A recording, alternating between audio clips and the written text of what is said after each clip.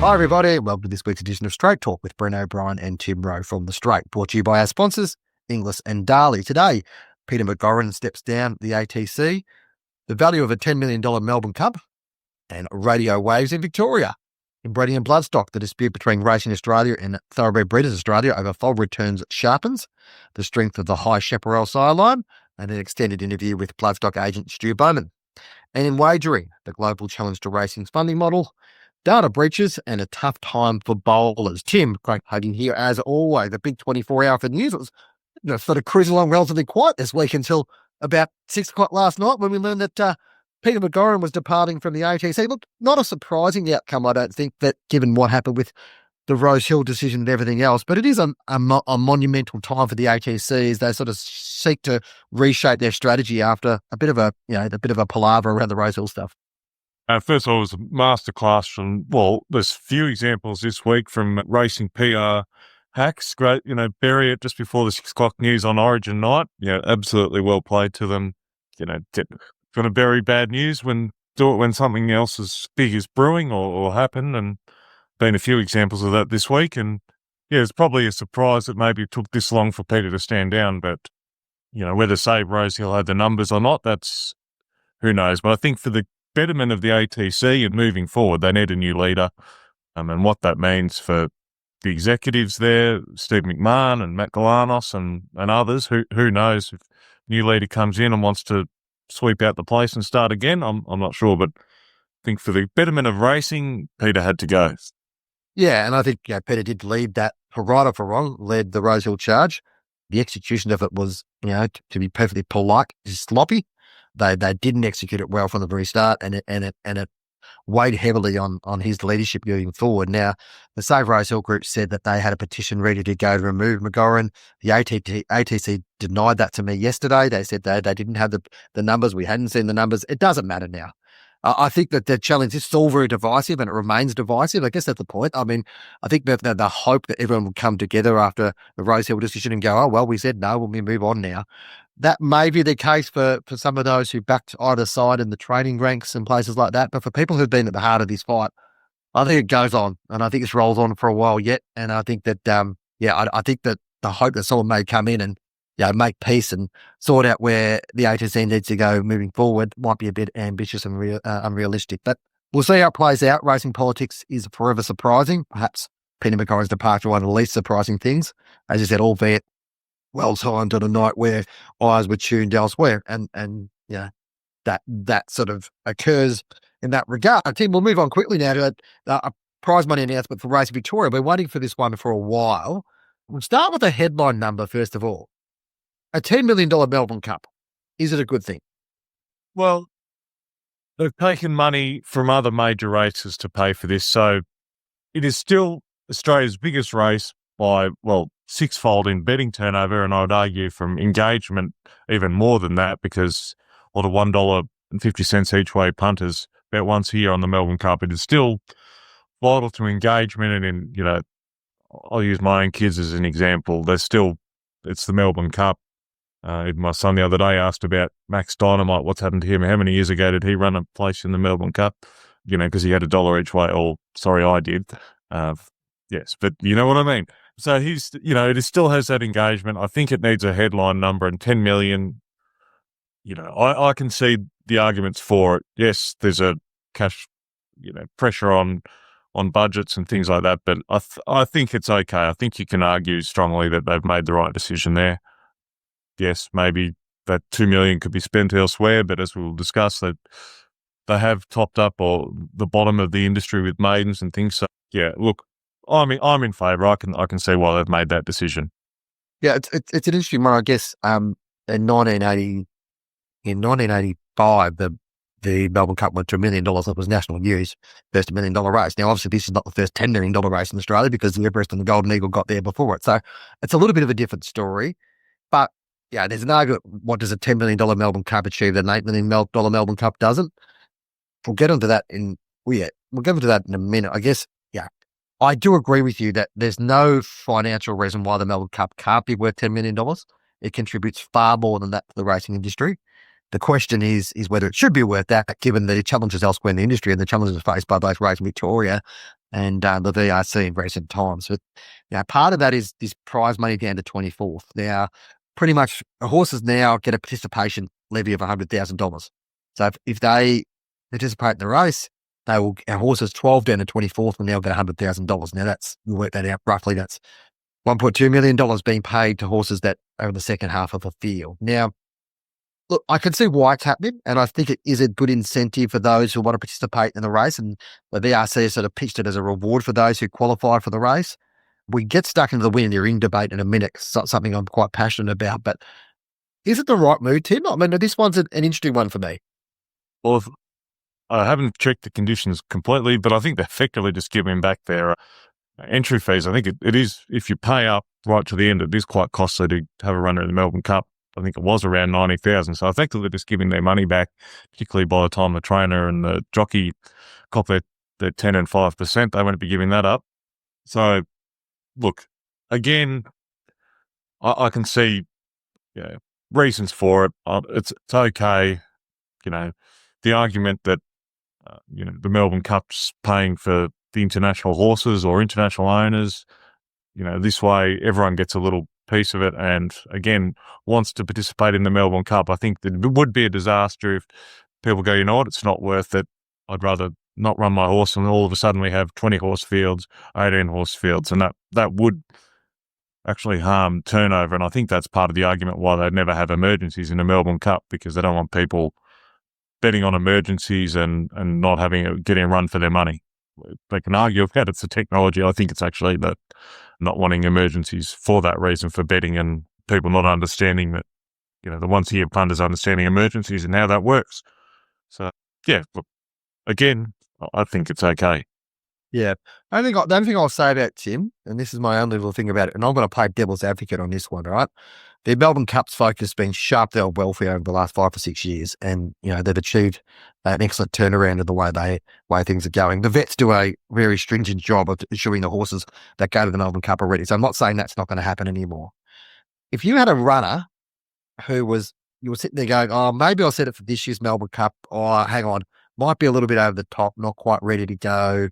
Maybe you could do it another year. And you go, well, if we get $100,000 for running around here anyway, what does it matter? Would you run in a Melbourne Cup? And I don't know if that, for me, could be a slight weakness in this argument. It's not a fatal flaw in my opinion, but it's something that needs to be considered. I no doubt the VRC did consider when they're trying to work out the desirability of paying pretty much all the way down to the last horse. Well, they do have, as I know, stringent veterinary protocols, and which, again, you can argue both sides, but at the moment, touch wood, it keeps going. They have reduced the fatality rate and the injuries out of the Melbourne Cup. So I'm sure those horses will be stringently have to clear veterinary checks and so forth. It is a professional industry. You would hope trainers will see their role in that, not running horses who aren't ready, or increased risk of breaking down in the Melbourne Cup, because, if it is their horse by accident, and no, I'm not saying anyone would do it deliberately, but, the spotlight will go on them. So I think from a trainer's perspective, regardless of copping their 10% of the prize money, the risk is too great for their brand, I would say. I would argue that, if something went wrong, if they knowingly knew there was something wrong with their horse. Look, the addition of the Melbourne Cup and the Moonee Valley Cup, the Geelong Cup and the Moonee Valley Cup into winning the ring races for the Melbourne Cup, look, to a certain extent makes sense, but I'm absolutely dead against winning the ring races for Melbourne Cup. I think it diminishes the impact of the handicap and the impact of the handicap and the charm of the Melbourne Cup over the years. I'm not as worried about races like the Moonee Valley and Geelong Cup, which are so close to the Melbourne Cup, providing that weighting, because at least you're getting horses in form. I'm less inclined for these races that are given when you're in statuses during the autumn, because you often have a horse going to that race who wins those races, and they're pretty much just set for a Melbourne Cup for one run effectively, and they sort of pop their way through the spring, and sometimes they're out of form, and you don't want out of form horses in a Melbourne Cup. So but the charm of the Melbourne Cup is all about the handicap and the ability for the handicapper to assess a race on an even terms based upon the horse's ability. I'm not convinced that winning the ring races contribute to that. But I might be at my own here. Maybe I'm feeling like an old timer, an old man shaking my hand at the cloud. But It just doesn't feel right for me. And I feel like also a lot of these horses would make the race regardless. So we're just effectively creating false headlines about something that doesn't matter. That doesn't always happen. Many Valley Cup winners in particular haven't always made Melbourne Cups. But for me, it's a little bit of a pet peeve of mine around about these winning in the races.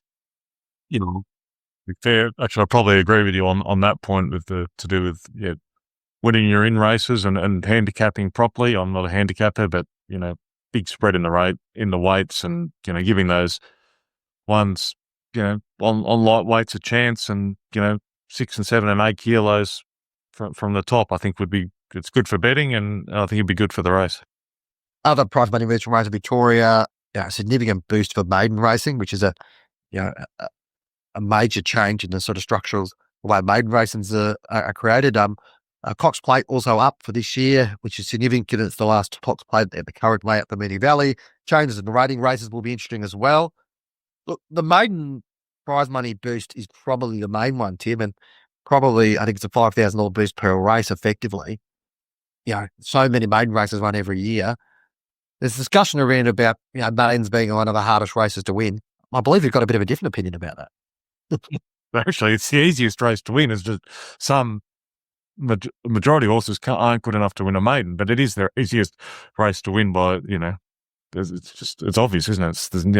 So I'm not against putting up the prize money for maidens, by the way. I'm for that. I did notice that was an extensive release, media release from being right at the bottom to afford all these prize money changes, or keeping it, 316 million or whatever it is, that, there's 18 fewer meetings next season. So that was a point buried at the bottom. And, if I was in that position, I'd probably write it at the bottom too. But that's, well, they did announce that last month, to be fair. So that had been already out there, that they had then announced the fixtures before they announced the prize money. They usually announce both at the same time. So it is significant, the fact that some of these prize money cuts is coming from changes in levies around welfare and also work cover, but also from the back of their staging field meetings. Yep. Just a final one there on the race to Victoria. News this week that RSN will be sold to SEN for $3.25 million. We reported this story back in March. I think that it's likely to go ahead, and finally the deal's been done, with the execution of the contract to happen from September the 1st. Look, there's reports that SEN offered a lot more money 5 years ago for RSN, and, ended up being sold back to the Victorian racing industry. Look, with all due respect to radio, it is a diminishing medium in terms of its commercial value.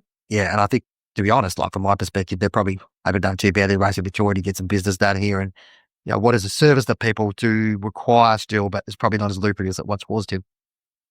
What's interesting is, that Craig Hutchison, SEN, saw an opening because effectively Tabcorp, through Sky Racing in Queensland and New South Wales, had a monopoly with their Tabcorp and Sky Sports Radio, and in Victoria they had an exclusive, or RSN had exclusivity, I think it was worth $3 million with advertising deal with Tabcorp, so it shut out all the other corporates, and SEN took that, and now that's certainly in Victoria's no longer. It seems to be interesting. Can you justify having two different shows and things like that? Obviously, you have appeared on it from time to time. SEN Giddy Up with Gareth Hall and RSN with Michael Felgate, both do a pretty good job in my view. Can you justify, I guess, the expense of that? That'll be the interesting thing, and probably a condensing of the racing media, and there's not many of us around, is there? So that's probably the concern, but as long as, now Hutchie owns it, or SEN, that they'll be answering to shareholders. That's their main point. So how much they invest versus return, it'll be a fascinating watch over the next 12 months to 18 months, I suspect. And there are provisos in place that they have to operate two frequencies, and there has to be a certain amount of Victorian content through RSN and all that type of stuff. But we'll watch that one with interest. The following segment is brought to you by Inglis. Inglis is July early online. Line sale kicks off on Friday and runs until July 16th. Check out the catalogue at inglisdigital.com.au. Meanwhile, New Zealand's champion 2-year-old of the last season, the Cracker Millions and Sistema Stakes winner Aloysius, will be offered for sale by the Inglis Digital July late online sale. Inglis Digital July late online sale will run from July 25 to July 30. Breeding and bloodstock news now, Tim, and this week we've seen the war of words escalate between Racing Australia and Thoroughbred Breeders Australia over the foal registration issue. This might look like paperwork, Tim, but there's a bit more involved here, isn't there? It's just been back and forth, and look, hopefully they reach a resolution. The breeders have to register their foals, and no one's disputing that. They should be doing that within the 30 days, to be honest. Sometimes there is extenuating circumstances why it mightn't be done. I think the bad blood actually extends from other issues with Racing Australia and how that's managed and the pattern and all. That's where I think a lot, this is my opinion, no, not from anyone else, where a lot of the angst is coming from, and where the pushback, in Racing Australia's lack of consultation, or, very adversarial, I guess. Paul Erickson, and obviously there's the board, Racing New South Wales and Victoria having veto and all those sort of things. Hopefully they reach a resolution. Most breeders do the right thing. I think it was about 16%, wasn't it? 1 in 6 last year that didn't meet the deadline. You don't spend all that money to register a foal or to breed a foal and then not register it for $140. Or, even I think it's $325 now for the late entry fee. So you don't want foals banned from racing. That is a welfare issue. I would suspect hopefully it doesn't reach that point.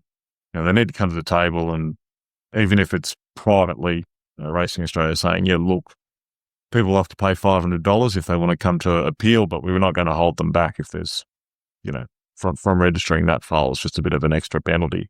Hopefully it gets to that point. Yeah, time will tell whether it does, because of that bad blood between the two organisations, I think. Yeah. The two national organisations, you want them to be on the same page, and that's often not the case within Australia. I just want to point out this week's Run the Numbers, Tim, brought to you, like this podcast, by our good sponsors, Inglis. It was focused on the High Chaparral line of stallions. Interesting piece. I won't say interesting, I wrote it, but it is interesting to look at the impact of High Chaparral, given he wasn't probably seen to be a premium stallion that could stand in Australia to start with. Cornwall brought him out and brought him to Windsor Park in New Zealand. His impact has been remarkable. You look at the fact his 12 descendants of High Chaparral, sideline descendants, have produced stakes winners in Australia this season. That's second behind only Danehill in terms of sire lines. You've had great seasons from second season sires, Super Seth and Castelvecchio. Peltzer had his first stakes winner on the weekend. It's an interesting line, that line, and it's one that's probably flies against the early precocious Australian sort of colonial speed mode that we've had, but it's highly successful, isn't it, Tim? It's really driving some terrific results for stud masters and for those who take a chance on those progeny on the track.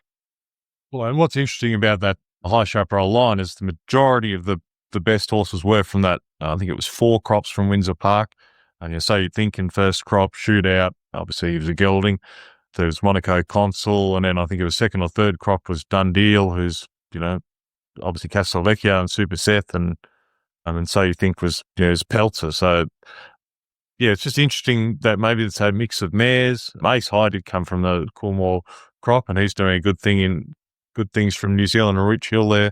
Thanks to John Thompson, read that article and gave me a call the other day. So share that to you, John. Yeah, it is just an interesting line. I guess it's that outcross Sadler's Wells line, different style of horses to the Danehill, Strong, Redute's Choice, really powerful sort of horses as a rule, and I wouldn't say more athletic, but just a different style of horses, those High Chap line stallions. Yeah, you would have thought maybe out of Sadler's Wells line horses, Galileo's might have been the one, but High Chap's having such a massive impact within Australia. Tim, you had a chat with Stuart Boman yesterday, last night it was his time. Big week for Stu. He's been appointed the European rep for the Hong Kong Jockey Club. But yeah, I mean, obviously we'll throw to the conversation in a minute, but what were the sort of highlights for you? Well, just on the Jockey Club, great achievement for Stu. He's an expat, lives over in the UK, Newmarket, married an English woman, Alice, and a few beautiful kids over there, and he's doing great things. He had, as he discusses with me, Docklands won at Royal Ascot just recently. He's been appointed to the Jockey Club. As he points out, it is a collaborative thing when you work for the Jockey Club, so he didn't go in depth because, he'll be answering to Danny Ralston, who a lot of people will know from NZB, and been up there for a couple of years in Hong Kong and starting to, I guess it's the first major change from the Hong Kong international sale early this year in March wasn't as successful as they'd hoped. I think there's 11 horses. There was a proportion of horses pulled out of the sale that were already catalogued. Then there was some, understandably, that didn't get there. These are 3-year-olds, so there's a lot of time from buying them as yearlings to when they get to a sale at that stage. So they're sort of reshaping things or looking at things, how to do things better. And they've brought on Stuart Boman, who's got a good handle on both hemispheres. So, it'll be interesting to see how he goes working with Danny and the other, Hong Kong vets and everything and managing those horses. Thrilled this week. We've got Stuart Boman, Blandford bloodstock agent in the UK, an expat Aussie, Darley Flying Star alumni and doing great things at the moment and having a big run. Stu, thanks for joining Straight Talk podcast. Thanks for having me, Tim. Been enjoying listening to the podcast and reading the daily. You're doing some great work. So thanks for having me on. No worries. I've known you for a while. You must be a decent judge, I'd hope. You gave me a start, so I appreciate that many years ago. But you were a lawyer, and the racing and the bloodstock side of the industry has always fascinated you. Look, I suppose it was the other way around. When I was studying law, everyone thought I was going to leave and be a racehorse trainer. So I got qualified in the end, but then was lucky enough to get on the first flying start. It just came along at the right time. And I haven't really looked back since, made a career out of bloodstock and the media and related as well at times, obviously with ANZ when we work closely together, Tim. So yeah, it's been a great journey and it's good fun. We're lucky to be working in a business we both find our passions. It's not really a job, is it? So yeah, I agree with you there wholeheartedly, Stu. I always argue that anyone that survives in racing, any longevity, it's a testament to their work ethic and ability, I think, because it's an easy game to come into and looks easy from the outside, but you've worked very hard over the years and had a lot of success with some good horses, and we'll touch on them. But, obviously, most recently, Docklands with OTI Racing and winning at Royal Ascot. That's a big thrill for everyone concerned, including yourself. Yeah, of course. It was an incredible result for Terry and Gus and Shane. I've worked very closely with those guys for a long period of time and count them as friends as much as anything. And, Terry's been a good mentor. And the thing with that horse is that, he's a horse that was bought cheaply. And often with those horses with syndicators, it's not always your best owners that are, or your longest standing owners that are in them, but they've got a number of the ownership group. They're very good owners and long standing guys that are in it. And it's been a thrill. It's been a ride, the horse to win at Ascot once and then finish second the next year and then come back and win the Group 1. You wouldn't have dreamt it. So it's more about those guys and being a part of it. And it's probably more special because you're doing it with people that you've got a very good rapport with and a long-term relationship, which is sort of my aim really, is to form those relationships and develop them and gain people's trust and hopefully get a good result for them. As you said, you didn't pay a lot of money for that horse. I think it was Tats Island in 2021, 16,000 guineas, which, what was it about that horse at the time that sort of thought he had something about him, Stu? Yeah, look, there was a connection in the pedigree. Harbour Views is a horse that Terry raced and he was looking very promising at the time. Unfortunately, didn't quite reach the heights that he probably should have in Australia. And so I go through every catalogue, bit of a sales junkie. But that sale in particular was over COVID and was actually held in Newmarket. So I wouldn't have normally attended that yearling sale, but like everyone during COVID, needs must. And, there's a sale in Newmarket, I'll go. So went along and look, there was a connection there. He got listed because of that. He was by a first season sire. But I had actually looked at the stallion off the track to look to potentially buy him. That Massad is the horse. And just like the way the horse moved, he's big, he's backwards, loved his action. Probably wasn't in the right sale because he's a bit of a bigger type, slightly earlier sale, that one. And we had a little bit, we went through the process and, it fell our way, So, but I must have been singing pretty well that day because I managed to also buy a Group 3 winner for $9,000. So I don't know what the hell was going on that day, but something good happened. Had some good vibes going that day. Fantastic. And working, I don't know how, hats off to the bloodstock agents that work both hemispheres like you do, and you've had some success with Australian-based or Australasian stables, obviously Annabelle Neesham and now Archibald with Zaki, and you've got a good association with Albert Bosma and Go Racing as well.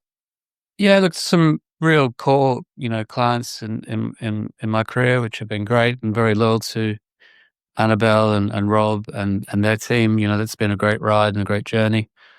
it started in the most extraordinary fashion, and it's great to see the success they've had and the stable they've built and the business they've got. So to be a small part of it's been a great journey, and in particular with that horse, with Zaki himself, and just seeing how close Annabelle still is with him, to this day. So he's just one of those horses. So that was great, obviously. And then Albert and Pat and Matt, they're part of the family. I work so closely with them. They came to me sort of 3 or 4 years ago, looking to expand in Europe, and it's been a great journey. So we've been. Yeah, you were saying, Stu, that good relation with Albert Bosma and so forth, and really had good success for them. Yeah, so Albert came to me, go racing 3 or 4 years ago to expand into Europe. And, it's been a bit of a dream run with them as well. So raced a number of horses with Joseph O'Brien. I've also got involved with with some pinhogging, some yearlings to sell as breeze up horses, which has also been quite successful. So they're really part of the family, and they really do a great job, and they enjoy themselves and have a great client base and ownership group with them that you get to know and enjoy working with. They're just a great bunch of guys. How do you go about keeping across both hemispheres, and particularly, I guess from my point of view, is interesting looking for the different styles of horses that suit different jurisdictions? An Australian sprinter isn't going to necessarily suit the UK or vice versa. Particularly, you're looking at different styles of horses all the time. Yeah, look, you've got to switch your view, and I think you've got to really also understand, or try to understand, what works in different regions, and just understand the sort of nuances between racing patterns and styles and training methods. Not every horse is going to fit, and that acclimatization process can be longer for some horses, and maybe never acclimatize, which is just the nature of the beast. It's horses we're dealing with here, and it's very, very different. The way they're trained here, and the slower work and the conditioning work that they do versus shorter, sharp work, often on tighter tracks and artificial or dirt surfaces. It's and then they go. You send a horse down there that's been running over 1.5 miles, and all they've been done to throughout their whole career has been taught to relax and to settle and to stay and to see races out, and then all of a sudden we're putting them around a 800-meter barrier trial at Warwick Farm. It's a bit of a shock to the system. So look, ultimately, to keep across it all, just attend a lot of sales in a lot of parts of the world, and watch a lot of racing, and talk to a lot of people, and gather as much knowledge and information that you can, and try and apply it to what's in front of you. Stu, it's announced this week that you've been appointed the Northern Hemisphere representative for the Hong Kong Jockey Club. Quite an honour. As I say, it's a challenging role, but I guess your experience will hold you in good stead.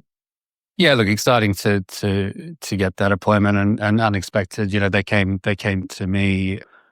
Danny Ralston approached me there a couple, little while back, and it feels a very good fit. One of my first roles in racing was working for John Moore, helping him select his yearlings and be involved in their development before going to race in Hong Kong. And it feels a very familiar region and a very familiar fit. Danny's obviously Beck's NZB and very experienced and has a good team there. And look, I just going to look to play a small part in the process for them, help them with the selection of their horses and management here, and hopefully we can find the right horses that are going to be successful in Hong Kong and carve long careers there for the Jockey Club. It is a team effort, but Hong Kong's such an interesting jurisdiction. I'm not quite sure of the percentages at the moment. It would be close to 80%, I think, would be Australasian bred horses. So, but the flag bearer Romantic Warrior was European and Hong Kong international sale graduate. Again, is there styles of European horses that you think will suit Hong Kong that you'd be looking for? Yeah, look, obviously there's factors to play in Hong Kong that are different to other regions. The size of the horse is of importance. Certain sire lines, you seem to have a preference. It's hard with the European horses because they're so underrepresented, and you're often comparing comparing like to like from the point of view of opportunity. A lot of these Australian and New Zealand stallions have a lot more horses representing them. So it's not necessarily a fair fight for the European horse from what I can see. I'll do my usual process and try and, identify the factors, which the Jockey Club's already done, but I'll do my own work in sort of trying to model what works in the region and, try and tease out the elements that we should be looking for and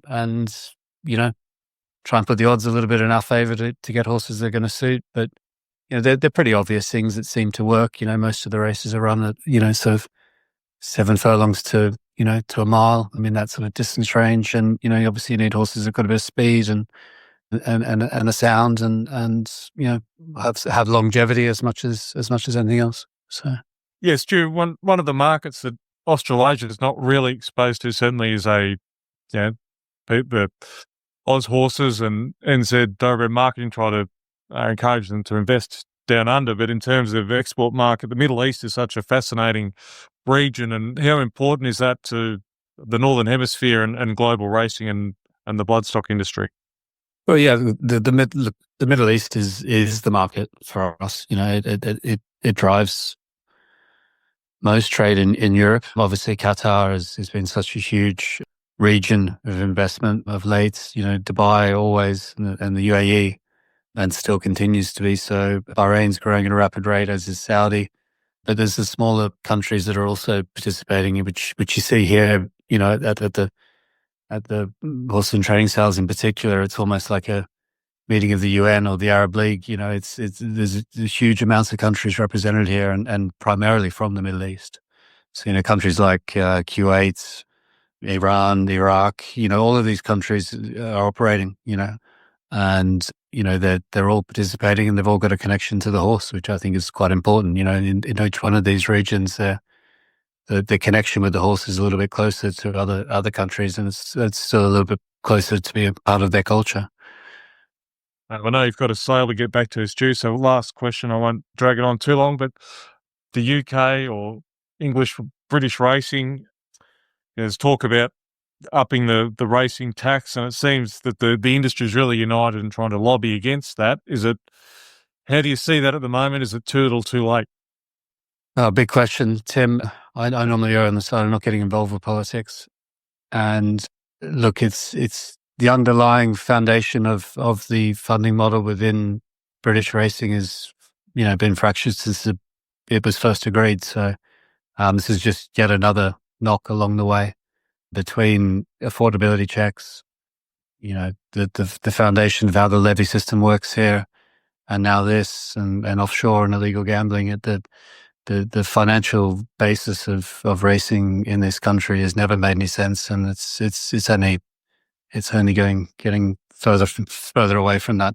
Thankfully, we operate in a market whereby people race horses for their enjoyment and their passion, and they have the means to do so. And there's derived value in them via either breeding or resale, and that's what makes sense of this market. But yeah, the fundamentals of get prize money and the basis of things in Britain has never made any sense, and it's only getting worse. Stu, look forward to seeing you down Australia and New Zealand at the sales, either 2-year-old sales or early next year, hopefully. Really appreciate you coming on the podcast. Thanks to end on such a rosy note there, Tim. That was great. But I was looking forward to the role, and I'm looking forward to getting back down to a sale, and I'll soon. The following segment is brought to you by Darley, who's won 3 of Europe's biggest stallion-making races, Native Trail. He mixed in all the right circles. He won the national stakes just like Dabawi and Danehill Dancer. He took out the Jewelhurst like Too Darn Hot and Pinatubo, and claimed the Irish 2000 guineas like Kingman and Dabawi. An unbeaten champion at 2, a classic winning 3-year-old, and a superb specimen from the same sire line as I'm Invincible.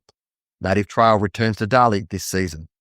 Racing class becomes breeding class, and at $27,500, including GST, is an opportunity not to be missed. Well, only Tim, on to wagering now, and relatively big weekend wagering. So we have plenty of coverage across the board. The story I've up this morning on Thursday is about this racing tax in the UK, and I guess the impact of the industry over there. There's been a very strong reaction to this. Pretty much what's happening over there, just to explain it, is the UK government are considering raising the tax on betting on racing to the same level as they do on casino games, from 15% to 21%. The impacts, the BHA, the British Horse Racing Authority, has estimated to be £66 million impact a year. They're already facing about $3 billion shortfall in wagering turnover over there. It comes at the same time as there's been pushback from professional punters in the US over Donald Trump's famous One Big Beautiful Bill Act, which basically changes the amount of money you can write back off your losses for gambling. In America, that you pay tax on gambling, but you can write back your losses on gambling as well. And now it's a 90% write-off rather than 100% write-off. What this speaks to me is that there's plenty of parallels here, Tim. The racing tax in particular in the UK does seem to have parallels to what's happening here in Australia. Yeah, I think so. That, I brought this up with Stuart Boman. As the interview just played. My gripe is, if you're betting on racing, or if you're a bookmaker on racing, you're taking risk. But if you're running a poker machine facility or a casino, you're not, excluding maybe blackjack and a couple of things, you're not really taking risk. You just there's a rake there, and you're just taking the money and little risk involved. There should be a differentiation, certainly in taxes, to accommodate that, because wagering is different from gaming. Yeah, and I think it's a really important distinction, isn't it? I mean, I think racing's challenge is to be seen as different from those games in time, the casino games and slots and pokies and all that type of stuff. And it's part of the discussion that's happening in Australia at the moment. What I will sort of mention in sort of conclusion for that, Tim, and people can have a read of the article and sort of work out what they want to take out of it. But what is interesting in both the UK and the US is that they have members in their federal parliaments, so their national parliaments, be that in Congress in the US or be that in UK Parliament, fighting against these changes and willing to make difference. We're not seeing that in Australia, because gambling legislation is not really driven. It's driven state by state as opposed to nationally. Obviously, there's the advertising stuff we've spoken about a fair bit, but it is interesting to see that Australia doesn't have that national approach. And as we've spoken before about some of the challenges with the Racing Australia model and with the state by state model in Australia, it doesn't really facilitate great cooperation between states to get things done. So there might be a few little messages out of there if they do get these changes in the UK avoided to the racing tax and it doesn't go up. They're currently going through a consultation period. There might be a bit of a word about the importance of federal lobbying. A couple other stories in the wagering space. Data breach with Flutto's impacted Betfair customers in Australia. We can count detailed, etc. leaked. This is happening across the board in corporate reality, like it's happened Qantas about it the last week. There's been others that have happened. Optus, others that had issues with data breaches across time. The wagering industry needs to be really cognizant of this. And finally, a story which has resonated quite well about a punter who was denied a $15,000 payout on the basis that he said he was betting through a mate's phone because his own phone went flat.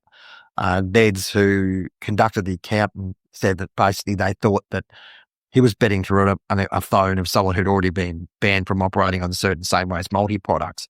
It does raise up some interesting issues around about accountability of punters and accountability of those who offer the odds and bookies too. Before, these stories do well, probably wasn't the smartest play using someone else's phone, whether it was flat or what. I can see, both sides of this argument. If you take the bet, you should pay out. I guess that's more old school bookmaking. We're very corporate, UK style. Yeah. But I'm not quite sure what to say there. Is, just be a little bit smarter about it if you're bowling. I guess there's other ways around it. Yeah, the question is whether he was bowling or not. When he didn't name his mate and refused to provide evidence of where the money came from, that probably wasn't a good sign. This issue was from 2022, to be fair. It's taken a while for them to get to court.